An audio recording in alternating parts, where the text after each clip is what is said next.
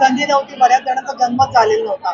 पण भारताला स्वातंत्र्य मिळाल्यावरती जसा सोहळा आणि महोत्सव आणि सामान्य लोकांच्या घराघरात आनंद दिसत असेल, किंवा एखाद्या वेळेस बांगलादेशवर आपण विजय मिळवला, त्यावेळेला भारतामधल्या प्रत्येक माणसाने जसा आनंद व्यक्त केला असेल, तशा प्रकारे सामान्य लोकांचा हा सोहळा झालेला आहे.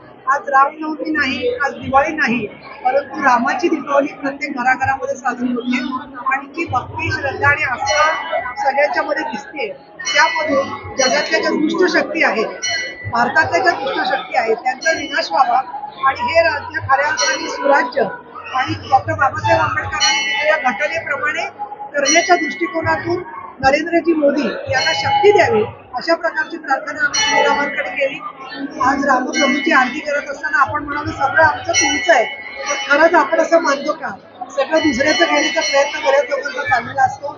या पार्श्वभूमीवर सदाचाराकडे, चांगल्या मार्गाकडे जाण्यासाठी या उत्सवामधून शक्ती मिळावी ही माझी अपेक्षा आहे.